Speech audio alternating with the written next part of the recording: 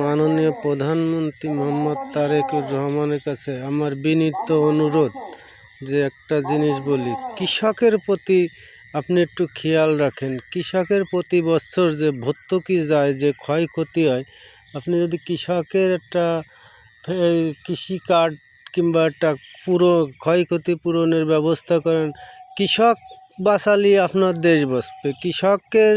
কৃষকের পরে নির্ভর করে দেশ অর্ধেকটা।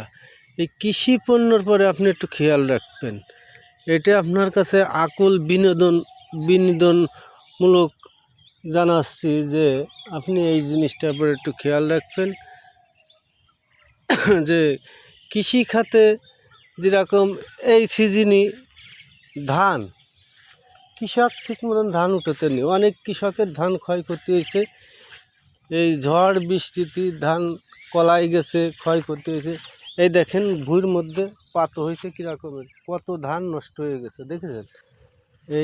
এই জিনিসটার পর আপনি খেয়াল রাখবেন যে কৃষি ভর্তুকি দিলে আপনার লস নেই, কৃষি ভর্তুকি দিলে আপনার লাভ আছে, আপনার দেশের লাভ আছে, আপনার জনগণের লাভ আছে। এই কাজটা আপনি করবেন।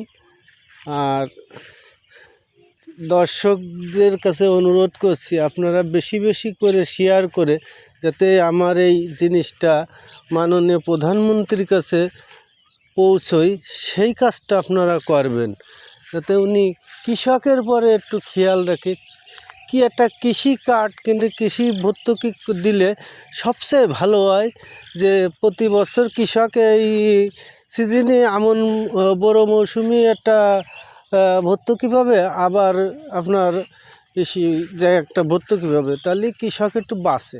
আবার কৃষকের মালের দিকে ধান, পাট, গম, ভুট্টা, আলু, পেঁয়াজ, রসুন এদিকের দিকে যদি খেয়াল রাখেন, তাহলে ন্যায্য মূল্যে তারা যদি পায় দামটা, তাহলে তো তাদের একটু উপশম হয়। ন্যায্য মূল্যটা দিলে তারা বাঁচে। তাই দর্শকদের কাছে বিনীত অনুরোধ যে বেশি বেশি শেয়ার করে এটা যাতে মাননীয় প্রধানমন্ত্রীর মন্ত্রণালয় পর্যন্ত পৌঁছয়, সেই কাজটা করে দেবেন আপনারা। এইটুকু আপনাদের কাছে অনুরোধ।